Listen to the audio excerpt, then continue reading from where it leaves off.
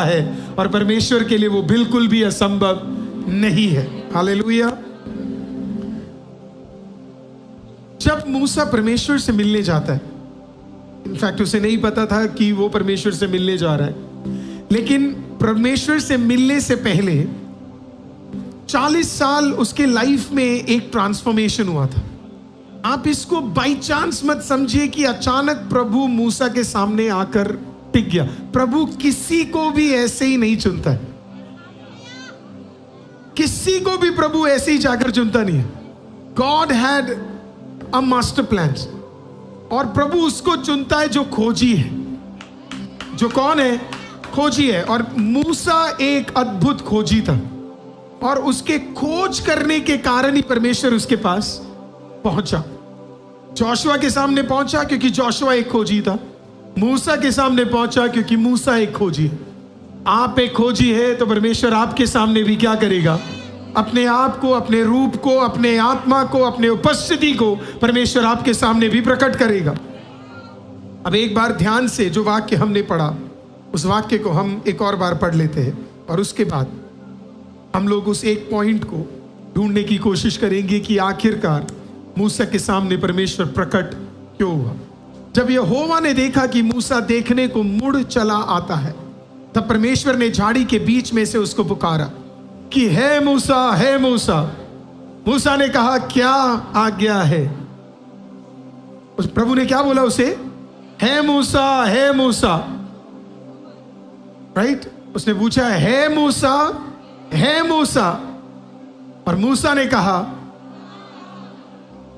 मूसा को कैसे पता लगे परमेश्वर है? Again, because only one person could know his name. उस पहाड़ में सिर्फ एक ही व्यक्ति उसके नाम को जान सकता था, और वो और कोई नहीं, वो परमेश्वर ही हो सकता है। हालेलुया। मूसा को जब परमेश्वर ने उसे कहा हे मूसा, हे मूसा, उसी मोमेंट में मूसा को क्लियर हो गया था कि ये जो मुझे बुला रहा है वो खुदा से बढ़कर और कोई नहीं हो सकता, क्योंकि सिर्फ खुदा ही हो सकता है जो उसके बचपन के नाम को क्या कर सकता है? पहचान सकता है। So that was an encounter. जब प्रभु यीशु मसीह जक्कई के पास आए, सेम एनकाउंटर हुआ। परमेश्वर जक्कई को देखा और उसके नाम से उसे क्या किया? पुकारा। और इसी के लिए बाइबल में लिखा है, मैंने तेरे नाम से तुझे क्या करा है? पुकारा है। वह आपके नाम को जानने वाला परमेश्वर है। He knows who you are. उसे पता है आज आप कौन हो। ट्रांसफॉर्मेशन आग नहीं था। कई लोग कहते हैं उसने झाड़ी में आग को देखा और उसका लाइफ बदल गया। झाड़ी में आग को देखकर उसका लाइफ नहीं बदला। जब खुदा ने कहा हे मूसा, हे मूसा, तब उसने कहा क्या आज्ञा है? आमीन। हमें लगता है कि हमारा असली जीवन चमत्कार देखकर बदलेगा। आपका असली जीवन तब बदलेगा जिस दिन खुदा ने आपको नाम लेकर पुकारा है, उसी दिन आपका एक्चुअल जीवन बदल चुका है। हम में से कुछ लोगों को चंगाई और छुटकारा देखने की जरूरत नहीं है। हम में से कुछ लोगों का नाम जब खुदा ने पुकार लिया, आमीन, इसी के लिए खुदा ने कहा धन्य है वो लोग जिन्होंने बिना देख के विश्वास किया है। धन्य है वो, क्योंकि उनको उनका चिन्ह चमत्कार नहीं है, उनका चिन्ह नाम लेकर परमेश्वर ने उन्हें क्या किया है? पुकारा है। सो जब नाम लेकर पुकारा, द नेक्स्ट ट्रांसफॉर्मेशन हैपन। देखिए अगला वर्स क्या कहता है? अगला वर्स कहता है जब यहोवा उसने कहा इधर पास मत आ। God made it very clear, इधर पास मत आ, और अपने पांव से जूतियों को क्या कर दे? उतार दे। The presence of God was so thick, it was so holy. ये नॉर्मल नहीं है कि प्रभु खुद, अब इस टर्मिनोलॉजी को हिब्रू में थियोफनी कहते हैं। प्रभु अपनी ही उपस्थिति स्वर्ग मंडलों से हटाकर प्रभु पृथ्वी पे क्या करा? और ये हमेशा ये चीज होता नहीं था, एवरी टाइम ये नहीं होता था। ये एक स्पेशल ओकेशन था जहां पे प्रभु क्या करा है? स्पेशली एक व्यक्ति के लिए उतरा है। It is not a normal thing for God to come down, God the father to come down, सिंहासन छोड़कर। और उन्होंने छोड़ा नहीं है, वो वहां भी रह सकते और वो यहां भी रह सकते। राइट? लेकिन अपनी उस पवित्र उपस्थिति को नीचे लेके आना, आपको समझना है, वो छोटी बात नहीं है। आप आज चीफ मिनिस्टर को बुलाओगे, वो नहीं आएगा। आप ट्राई करके देखो। आप Shrimati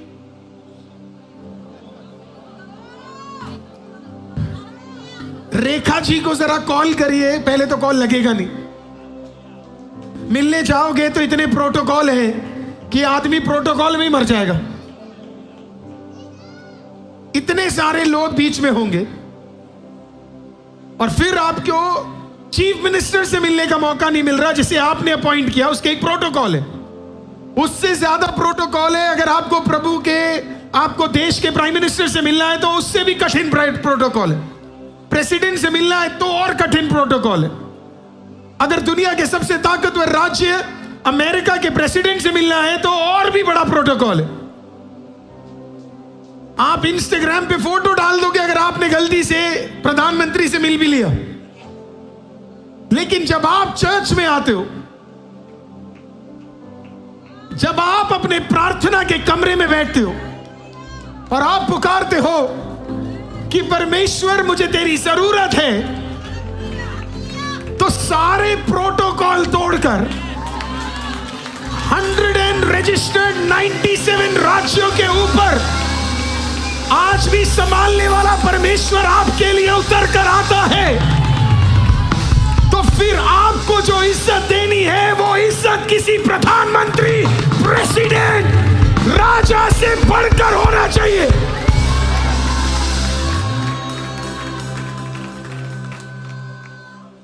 When God brings His presence, जब प्रभु उस उपस्थिति को लेकर आता है, It's a powerful defining moment.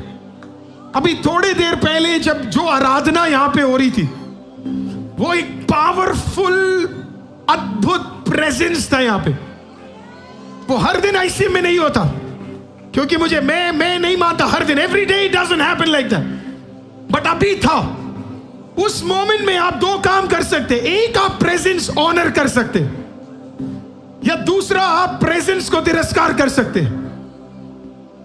प्रभु ने मूसा को देखकर पता है क्या बोला? मूसा को देखकर बोला, इधर पास मत आ, क्योंकि अब पवित्रता और पवित्रता का कोई मेल अभी नहीं है।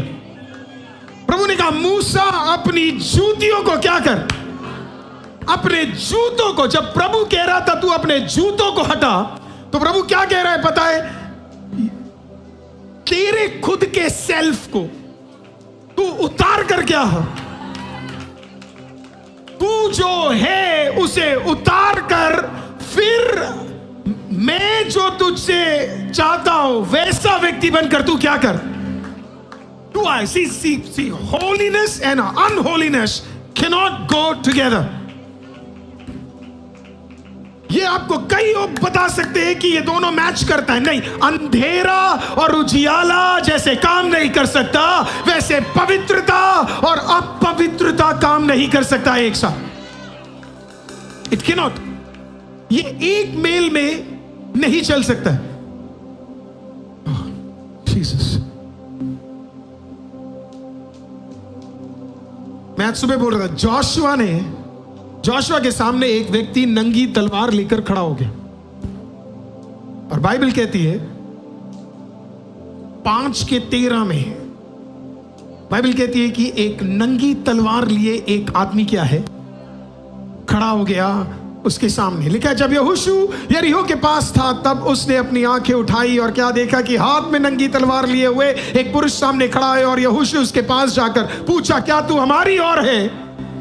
क्या तू हमारी ओर है या विरोधी की ओर है? और इतने साल हमें ये लगता था, और मैंने देखा इतने साल लोगों ने कहा कि प्रभु कह रहे हैं नहीं मैं तेरी ओर हूं। प्रभु ने ऐसा बोला ही नहीं। प्रभु ने उसे यही नहीं बोला कि मैं तेरी ओर हूं। वो गलत तर्जीमा है इब्रानी में उसका। प्रभु ने कहा ही नहीं कि मैं तेरी ओर हूं। प्रभु का जवाब सुनोगे क्या है? प्रभु ने कहा, उसने उत्तर दिया नहीं।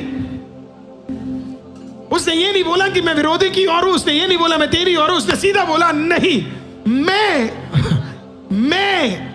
यहोवा की सेना का प्रधान होकर, मैं प्रधान हूं नहीं, पर मैं प्रधान होकर इस एक मोमेंट के लिए मैं आया हूं। वो ये नहीं बोल रहा मैं प्रधान हूं, अगर प्रधान होता तो ये मिकाएल होता, प्रधान होता तो ये आर्कएंजल स्वर्गदूत होता, पर वो कहता है कि मैं प्रधान होकर, स्पेशली तेरे लिए प्रधान होकर आया हूं। तो सवाल ये नहीं है मैं तेरी ओर हूं या ना हूं, सवाल ये है तू किसकी ओर आना चाहता है।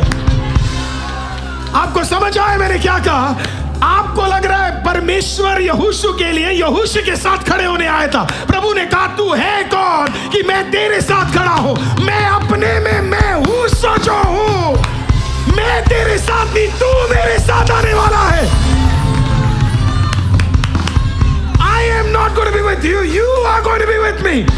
नहीं समझा? यही एग्जैक्टली हुआ था मूसा के साथ। मूसा को परमेश्वर ने ये नहीं बोला मैं तेरे साथ साथ चलूंगा, उसने कहा मूसा मेरे पास आने से पहले अपने चप्पलें हटा दे, क्योंकि अब मैं तेरे साथ नहीं, तू मेरे साथ आने जा रहा है।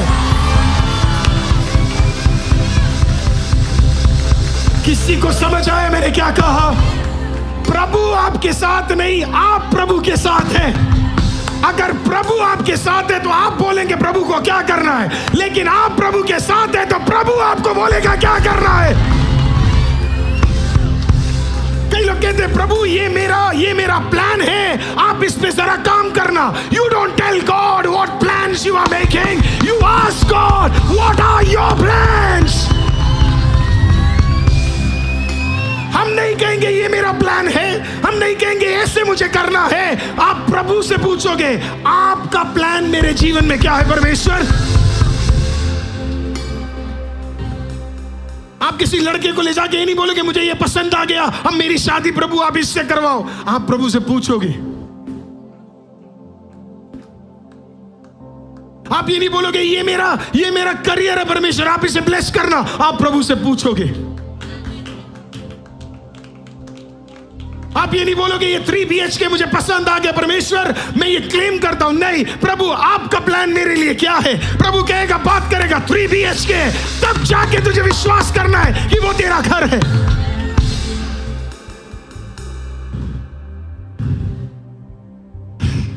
I'm so sorry. Jesus, did you get it? Jesus is not with you. You are with Jesus. आज ओनरशिप बदल दो। प्रभु तू मेरे साथ नहीं, मैं तेरे साथ हूं। हालेलुया। तू मुझे नहीं बताए, मैं तुझे नहीं बताऊंगा क्या करना है, तू मुझे बताएगा क्या करना है।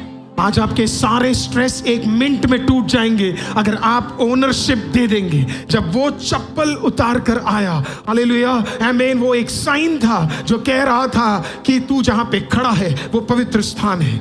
थोड़ी देर पहले तू यहीं खड़ा था लेकिन वो पवित्र नहीं था, लेकिन अब प्रभु आ गया है तो वो जगह क्या हो गया है। हालेलुया आमीन। थोड़े दिन 2 साल पहले ये पब था, 2 साल पहले ये शराब की जगह थी, 2 साल पहले यहाँ शराब के ठेके थे, 2 साल पहले यहाँ पे नंगा नाच होता था। हालेलुया। लेकिन 2 साल बाद हालेलुया आमीन परमेश्वर ने इसे पवित्र जगह बना दिया। एक ही जमीन, एक ही जगह, लेकिन जब खुदा की उपस्थिति आती है सब बदल जाता है। Everything changes. Tonight give yourself to God। मूसा ने अपने आप को प्रभु के सामने क्या कर दिया? दे दिया, समर्पण कर दिया। उसने कहा I am ready to give myself to you। अगर आप चाहते प्रभु आपको मूसा और यहोशू जैसा उपयोग करे, आपको सिर्फ इस साल एक ही काम करना है। यीशु को मत बोलिए कि मेरे प्लान्स के हिसाब से आप अपने आप को मोड़िए। प्रभु को बोलिए मैं अपने आप को मोड़ने के लिए तैयार हूं आपके प्लान के हिसाब से, आपके प्लान के हिसाब से। Something dramatic happened. फिर से उस लाइन पे आते हैं, पिछले वाले वर्स में अगर हम आएंगे तो उसमें क्या लिखा है? लिखा है उसने कहा इधर पास मत आ और अपने पांव से जूतियों को उतार दे, क्योंकि जिस स्थान पर तू खड़ा है वह क्या है? वह पवित्र भूमि है, पवित्र भूमि है। राइट। प्रभु कह रहा था कि अब जो होने जा रहा है ये सारा माहौल अब चेंज होगा। तेरे हाथ बदल जाएंगे, तेरे डंडे बदल जाएंगे, तेरा भलाई बदल जाएगा, तेरा काम बदल जाएगा, क्योंकि जहां पे तू खड़ा है सब कुछ अब आत्मिक होने जा रहा है। अब कुछ भी भौतिक नहीं होने जा रहा है। God is saying, I am taking control from right now.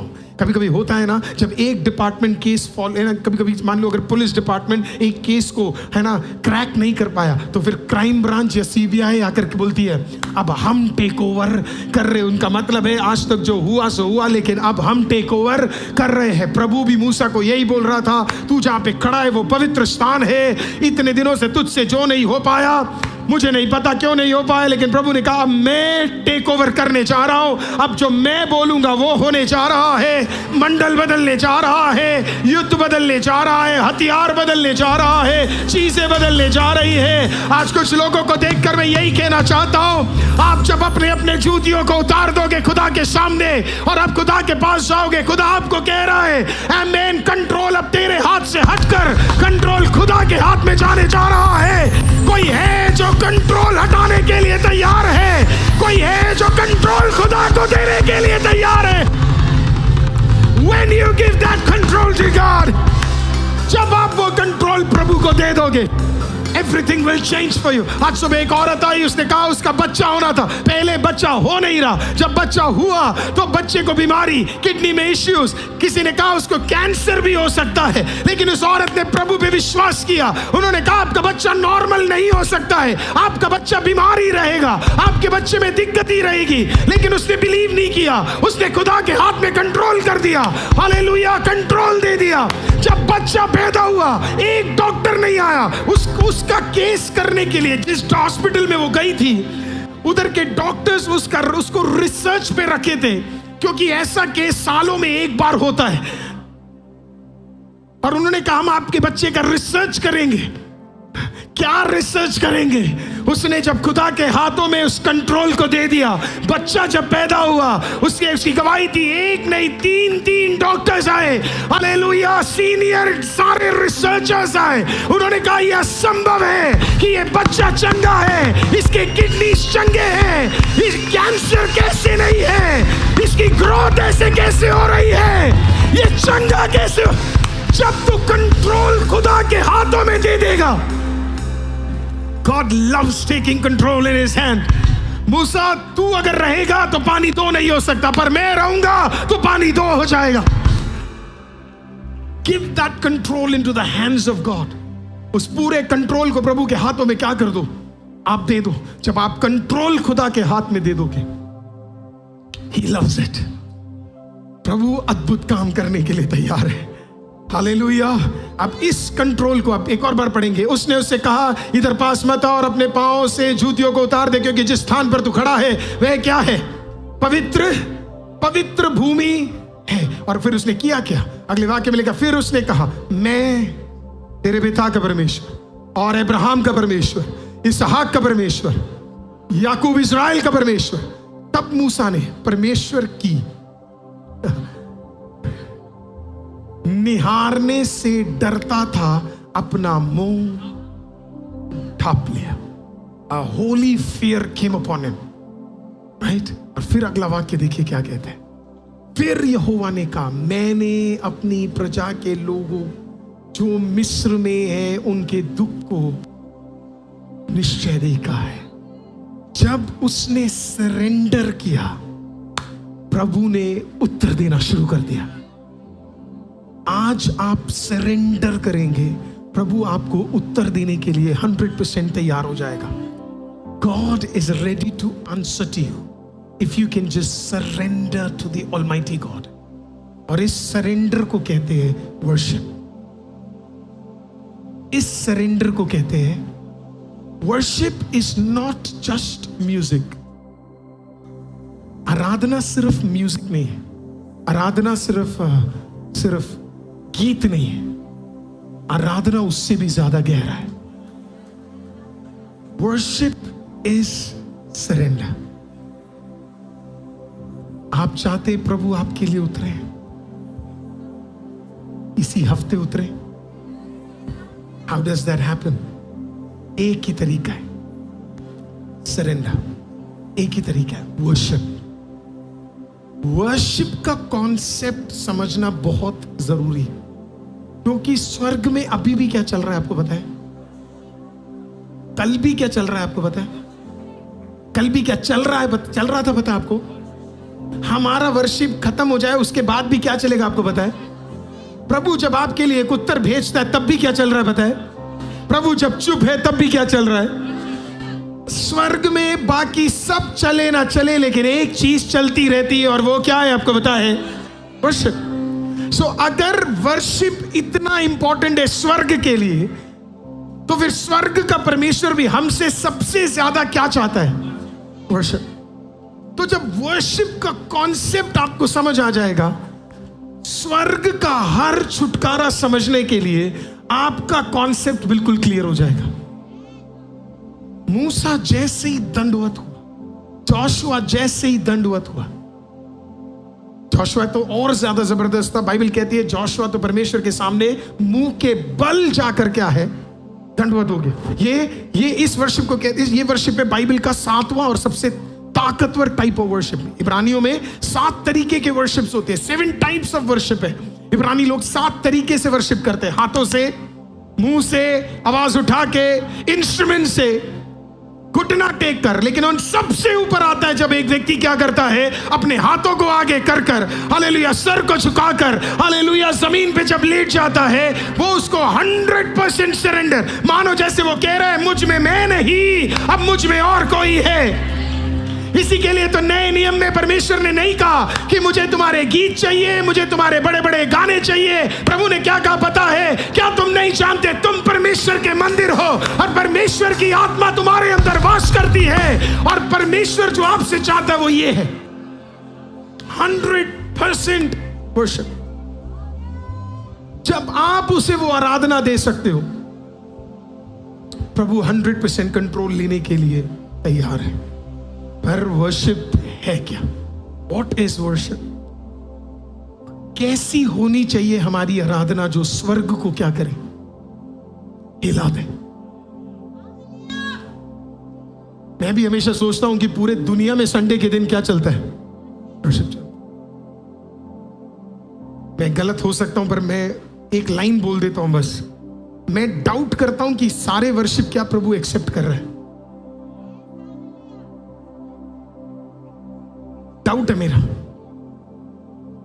क्या सारे वर्शिप प्रभु एक्सेप्ट कर रहा है? क्योंकि बाइबल बताती है कई लोग वर्शिप करने आए, लेकिन कुछ आराधनों को परमेश्वर ने क्या नहीं किया? कबूल नहीं किया। और उसमें से एक आराधना कौन सा था आपको पता है? काइन का।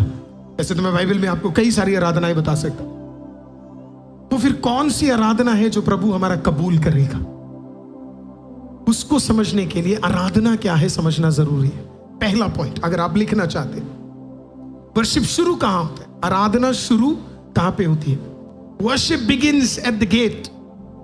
फाटक पे आराधना शुरू होती है, फाटक पे। भजन संगीता 100 उसका 4, सैम्स 104 कहता है, उसके फाटकों से धन्यवाद और उसके आंगनों में स्तुति करते हुए प्रवेश करो, उसका धन्यवाद करो और उसके नाम को धन्य कहो।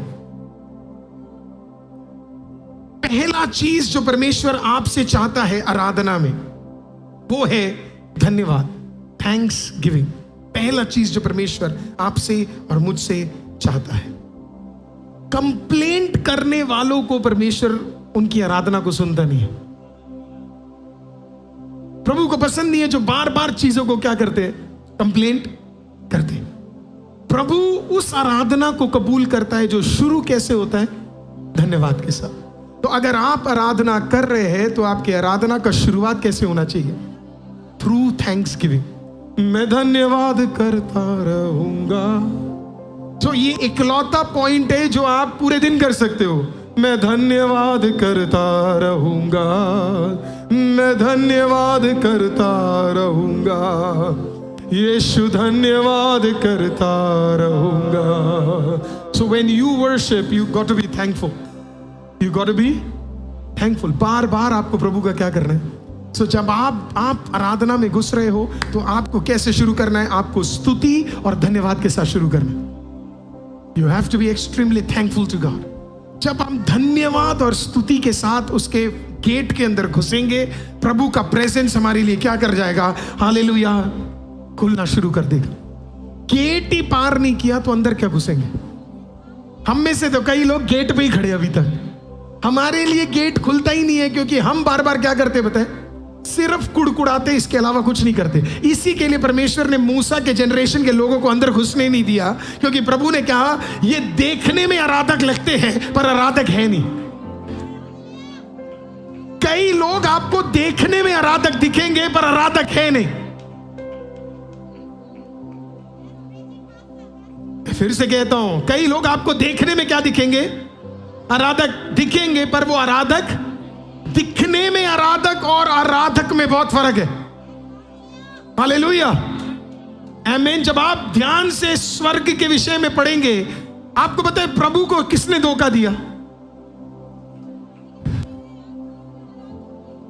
जो अपने आप को क्या समझता था, आराधक। प्रभु को धोखा देने वाला व्यक्ति आराधक था, और प्रभु से सबसे ज्यादा उसके हृदय के करीब आने वाला व्यक्ति भी आपको पता है कौन था? आराधक था। आपको समझना है आराधना का सामर्थ्य, आराधक दिखना नहीं है, आराधक होना है। हालेलुया। शैतान जिसे लूसीफर कहा जाता है, वो हर दिन किसको देखता था आपको पता है? परमेश्वर को। किसी के पास ऐसा अपॉर्चुनिटी नहीं था कि प्रभु के बिल्कुल करीब रहे और परमेश्वर के पास रहकर उसकी आराधना करे। बाइबल एसेकेल में बताती है कि कैसे परमेश्वर ने उसे सुंदर बनाया था, परमेश्वर ने कैसे उसे आशीषित रखा था, और वो प्रभु के लिए एक बड़ा टीम लेके, बड़ा क्वायर लेके। मैं कभी कभी जब स्वर्ग के विषय में सोचता हूं, कितना बड़ा क्वायर होगा स्वर्ग का। हम तो तब भी बड़ा छोटा करते हैं, जरा स्वर्ग का तो सोचो, हजारों हजारों लोग क्या करते होंगे, उस क्वायर के अंदर होंगे। और जब तक हम स्वर्ग जाएंगे तो हम में से भी कई लोग शायद वर्शिप टीम में हो, तो थोड़ा बहुत गा लो, कम से कम वर्शिप टीम में तो आ ही जाओगे। कुछ नहीं तो क्वायर के किसी एक कोने में खड़े होकर क्या कर सकते हैं, गा सकते हैं। तो इसके लिए थोड़ा बहुत आराधक अपने जिंदगी में बन जाओ। हालेलुया। अभी तो लोग सोच रहे प्रचारक बन जाए। मैं कह रहा हूं प्रभु के किंगडम के अंदर, स्वर्ग में ना कोई अपोस्टल है और ना ही कोई प्रचारक है। जब आप वहां जाओगे, हर व्यक्ति एक ही है, आराधक आराधक आराधक आराधक आराधक आराधक। Everybody is a worshipper। जरा सोच के देखिए, ये बंदा इतना करीब रहता था कहां पे? स्वर्ग के।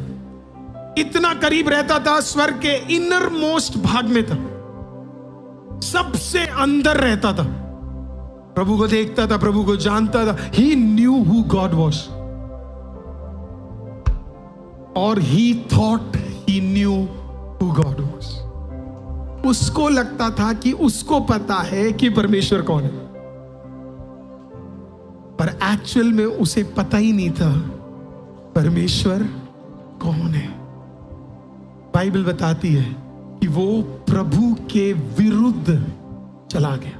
जो आराधना प्रभु को मिल रही थी, उसने वही आराधना अपने लिए क्या कर लिया। और आज सबसे खतरनाक चीज यही है कि हमें क्या चाहिए, We want it for us। हमें बार बार अपने आप को रिमाइंड करना है, Not me but you Jesus, not me but you Jesus, not me but you Jesus, not me but you Jesus। इतना पास था वो प्रभु के, लेकिन तब भी किसको नहीं जान पाया? प्रभु को नहीं जान पाया। कई हम भी तो वो नहीं जो चर्चों में आते हैं, हर दिन वचन सुनते हैं, थोड़े बहुत यूट्यूब मैसेजेस भी देख लेते हैं, पता चले ये सब कुछ करने के बाद भी एक चीज मिस आउट हो गया, ये नहीं पता चल पाया यीशु कौन है। कई लोग कहते हैं हमारे में भी ईसा मसीह के बारे में है, कई लोग कहते हैं कि हमने भी यीशु के बारे में सुना है, कई लोग कहते हैं हमने भी यूट्यूब में देखा है। कुछ फायदा नहीं है सर। सुनना अलग है और जानना अलग है, देखना अलग है और जानना अलग है। हालेलुया। दाऊद ने कहा, चक्कर देखो प्रभु कितना भला है। Hallelujah. It is one thing to see Jesus, another. Zacchaeus ने कोई छुटकारा नहीं देखा, लेकिन तब भी उसने प्रभु को चख लिया था। हालेलुया। आज आप जान जाओगे कि प्रभु कौन है, एवरीथिंग चेंजेस। बस एक ही प्रॉब्लम था उसके अंदर, वो धन्यवाद ही नहीं था। कौन? लूसीफर। उसके ऊपर इतने ब्यूटीफुल स्टोन लगाए गए थे, लेकिन वो धन्यवादी नहीं था। कंप्लेंट पे कंप्लेंट उसके अंदर चलता रहता था। चर्च, अगर आज आपके और मेरे जीवन में अगर कंप्लेंट और कंप्लेंट और कंप्लेंट रहेगा, तो हमारे अंदर का एटीट्यूड परमेश्वर का नहीं, हमारे अंदर का एटीट्यूड, बड़े दुख के साथ कहूंगा, लूसीफर का एटीट्यूड है। आज कंप्लेंट्स को हटाकर खुदा की उपस्थिति में जाकर, हालेलुया, गेट के अंदर घुसने के लिए आपको क्या करना है? सिर्फ धन्यवाद करना है। नहीं तो आप आते रहोगे और हर दिन दरवाजा आपके लिए बंद रहेगा। काफी बार हम पूछते हैं ना, परमेश्वर मेरे लिए रास्ते क्यों नहीं खुल रहे? क्योंकि अभी तक हमारे लिए क्या नहीं खुल रहे? दरवाजे ही नहीं खुल रहे। हम बार बार क्या कर रहे हैं? कंटिन्यूअसली हम कंप्लेंट और कंप्लेंट और कंप्लेंट कर रहे हैं। इफ आप थैंक्स गिविंग नहीं करते, मैं आज आपको कहूंगा आप उस चीज को प्रैक्टिस करना शुरू करें। जब आप धन्यवाद करेंगे, प्रभु आपके जीवन में, हालेलुया, पहला गेट खोल देगा। तो पहला गेट कोई तो कहिए धन्यवाद।